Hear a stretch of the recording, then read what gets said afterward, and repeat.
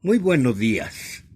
Vamos a continuar con la ficha número 16, que tiene por título el símbolo visual y la cosmovisión. Esto enfocado principalmente en aspectos de iconografía. La primera pregunta se refiere a una viejísima polémica y está basada principalmente en una idea de un gran investigador europeo, Erwin Panofsky, que nos plantea la forma de analizar la falta de continuidad que existe en el arte europeo, comparando lo que es el arte grecolatino, el arte clásico y después el arte cristiano. Y dice él que debemos separar dos aspectos. Uno es propiamente la forma y otra es su contenido, porque hay grandes variaciones y lo plantea en una forma doble. Por un lado, dice, hay viejas imágenes retomadas de la antigüedad clásica que las utiliza el cristianismo, pero para cargarlas de nuevo contenido de acuerdo precisamente con su nueva concepción del mundo y del aspecto sobrenatural. Por otro lado, plantea que lo inverso también sucede, que muchas veces son diferentes formas las que se están refiriendo al mismo contenido y que esto se debe principalmente a una disyunción grave histórica. Esto en todo lo que es la cultura mediterránea es muy cierto. Panofsky hizo una gran observación y debemos reconocer la importancia de todas sus investigaciones. Uno de sus discípulos es otro gran personaje, que es George Cuvier. Cuvier es un especialista, fue un especialista principalmente en arte colonial de la Nueva España. Sin embargo, Cuvier tuvo un gran conocimiento también del arte prehispánico y dio muy importantes trabajos hizo muy importantes trabajos en este sentido. Pero Cuvier llega en un momento a plantear las cosas de un modo demasiado tajante, siguiendo a la letra a Panofsky. Pasamos a la siguiente. Vamos a encontrar en la siguiente diapositiva una exposición demasiado exagerada de Panofsky.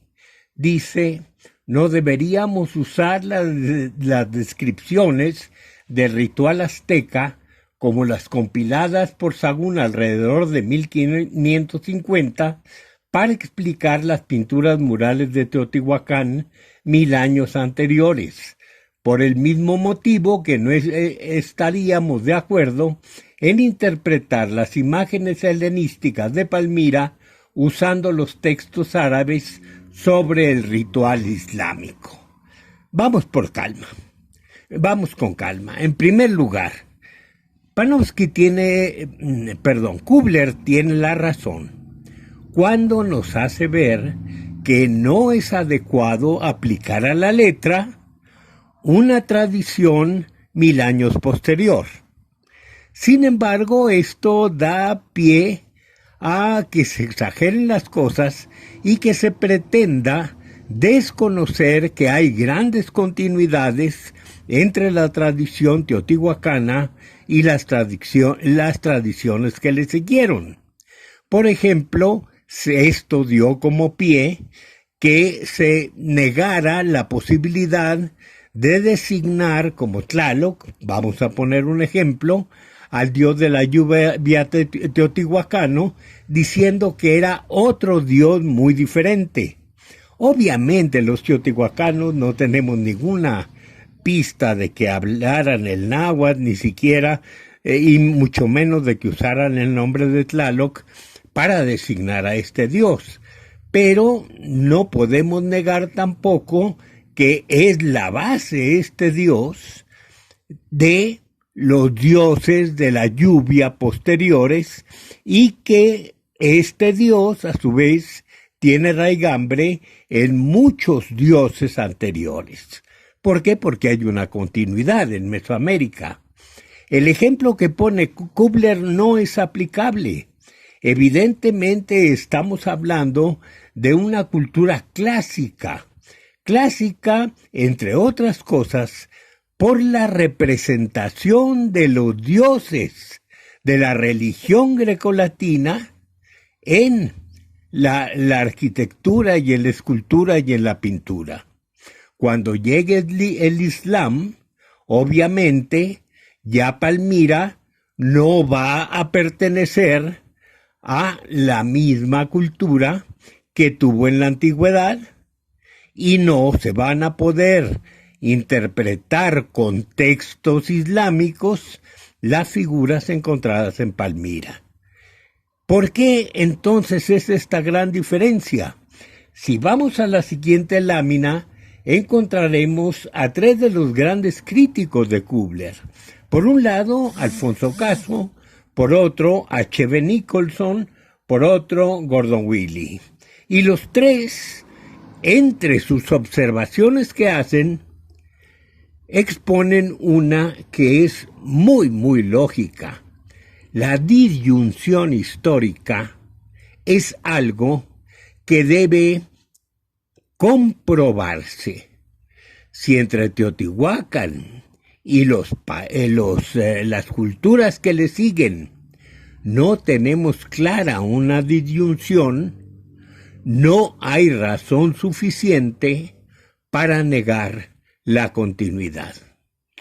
Esto desde el punto de vista puramente especulativo, teórico. Vamos ahora a un aspecto práctico con otra sobre el mismo problema.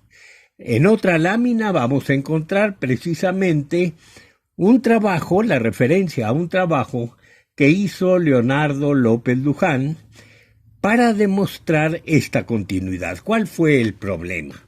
En sus excavaciones, Leonardo encontró vasijas que estaban volcadas.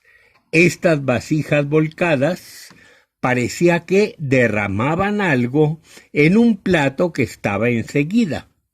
En este plato había, en algunas ocasiones, piedras de color verde.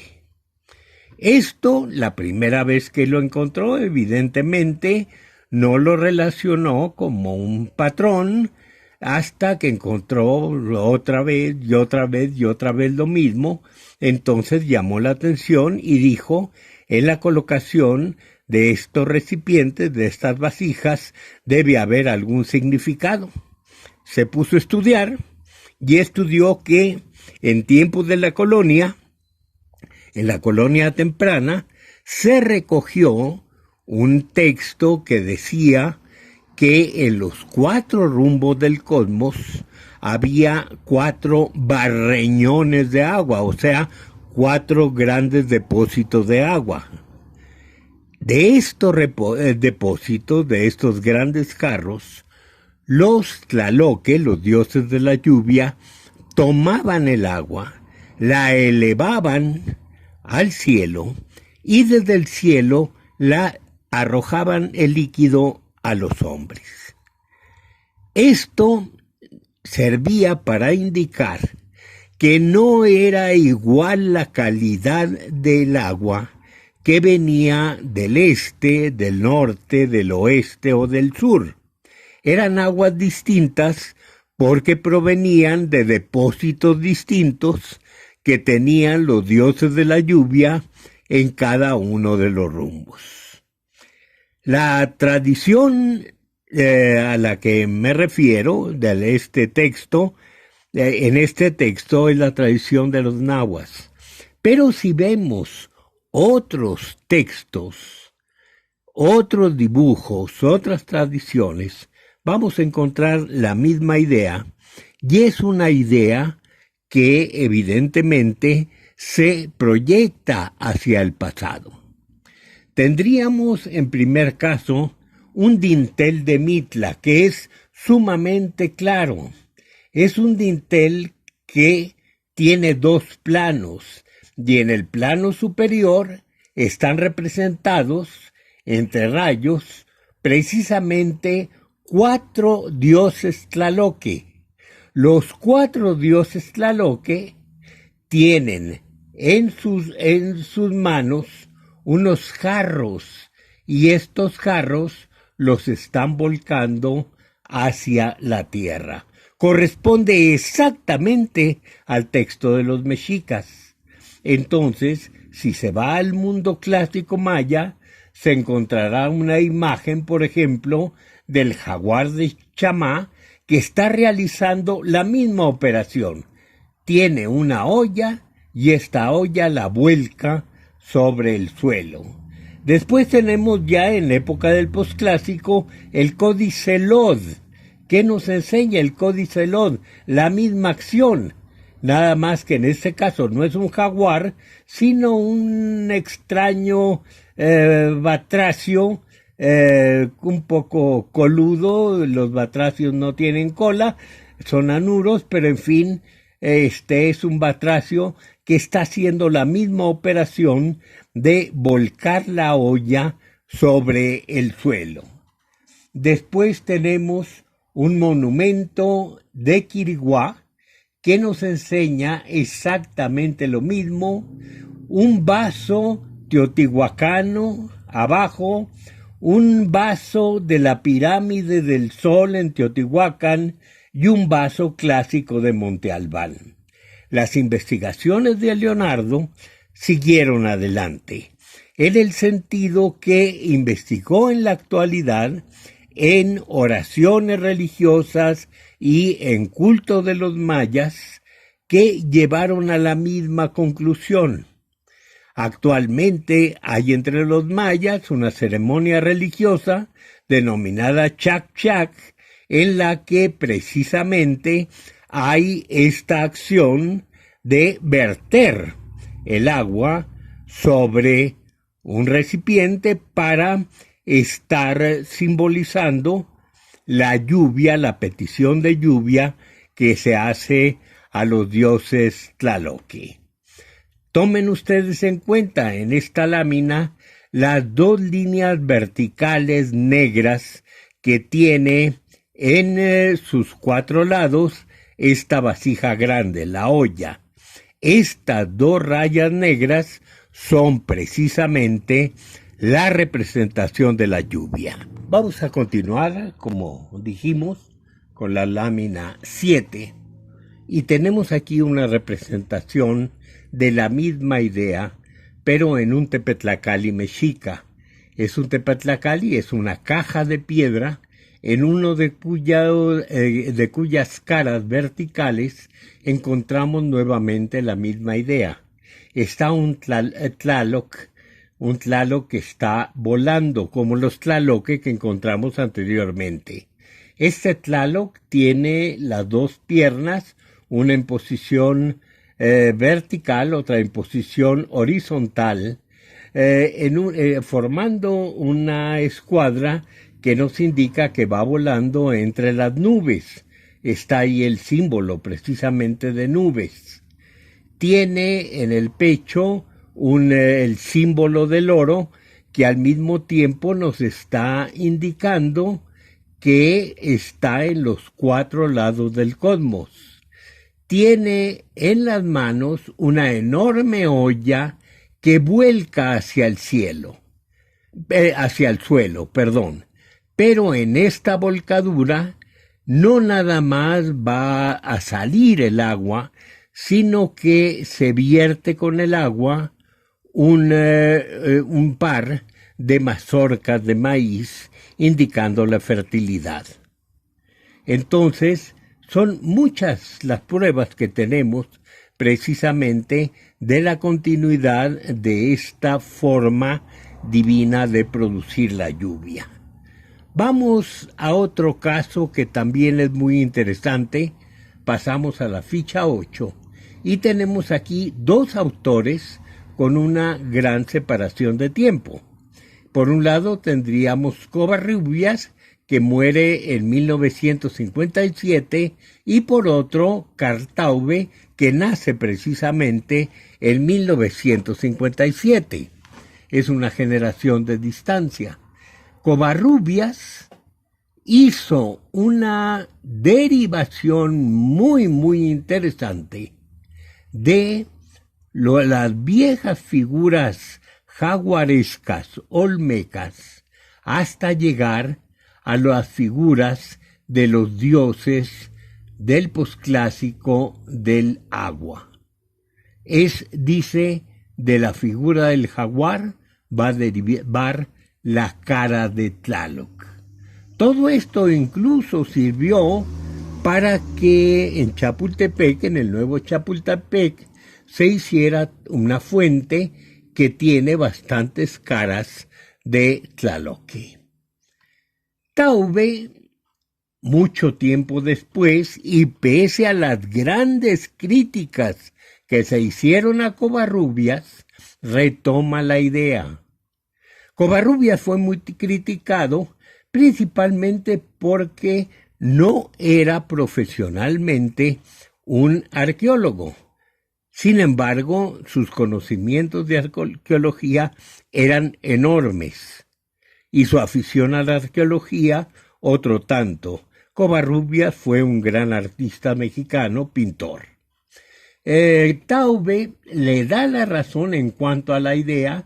Tal vez no está de acuerdo totalmente en la derivación y hace una derivación propia, pero evidentemente va a llegar a resultados muy, muy semejantes que lo que el viejo pintor, el chamaco Covarrubias.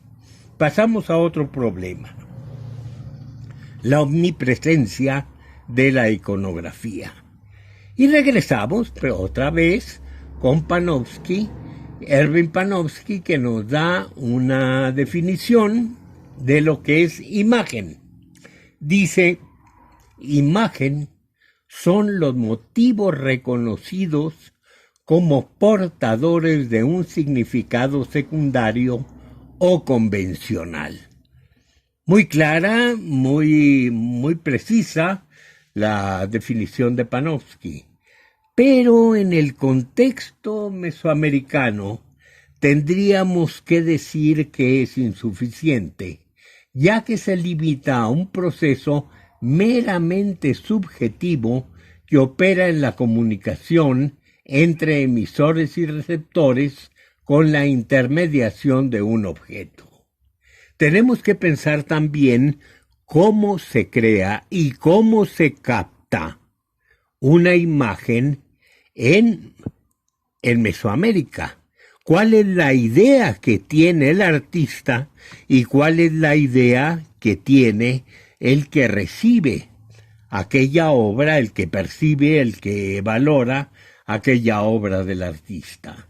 Según las concepciones mesoamericanas, es de suponerse una posibilidad de vínculo a partir de las esencias de la representación y de lo representado, por lo que entre ambos objetos existía un cierto grado de coesencia. Me explico. Los mesoamericanos creían en esencias, pero que creían que aquellas esencias no pertenecían nada más a un ser, sino que podían ser comunes a varios. ¿Qué es lo que hace a su juicio el tlacuilo? El tlacuilo toma algo del ser que representa y lo coloca en la representación, en su obra. Esta acción hace que la obra participe de calidades de lo representado. En otras palabras, si yo tengo una imagen de un Dios, yo creo que dentro de esa imagen, el Dios, al reconocerla, deposita algo en ella de sí mismo, lo que hace que aquella imagen se convierta en sagrada. Esto es precisamente el fundamento que se tiene para el culto a las imágenes. No se está rindiendo culto ni meramente a una obra de piedra o de madera o de pintura, sino se está rindiendo el culto a una forma reconocida por el Dios, tan reconocida que hace que sea un pedazo del Dios mismo. Esto lo podemos suponer en obras como las señaladas en la lámina siguiente, la 11. Por una parte, tenemos una piedra, un monolito, que tiene en realidad dos vistas. Aquí nada más vamos a enfocarla en uno de los lados, en que está un Dios con el rostro descarnado. Está armado por un arma que parece ser plana y curva en casi 90 grados, y se encuentra en el edificio 5 de Tajín. Por el otro lado tenemos un brasero que nos está mostrando el rostro de Kinish Ahau. Entre los mayas es un brasero de Palenque en el que se ve la imagen del dios con una figura jaguaresca. Esto precisamente está indicándonos que ambos, esta gran imagen de piedra y esta otra imagen de cerámica, recibían culto, y en el caso de la segunda no nada más recibía culto, sino que era un objeto para rendir culto, porque servía precisamente para ofrecer el fuego. Otra de las imágenes muy famosas es la que tenemos aquí en la Ciudad de México, en el Templo Mayor, que es una imagen femenina de la diosa Tlaltecutli. Hago la aclaración que es femenina porque recuerden que esta divinidad de la tierra tiene los dos géneros, como otras muchas divinidades del mundo mesoamericano. En este caso tenemos la representación femenina. En uno de los lados tenemos a una de las investigadoras del Templo Mayor, Jimena Chávez, haciendo un estudio antes de que se levantara la pieza.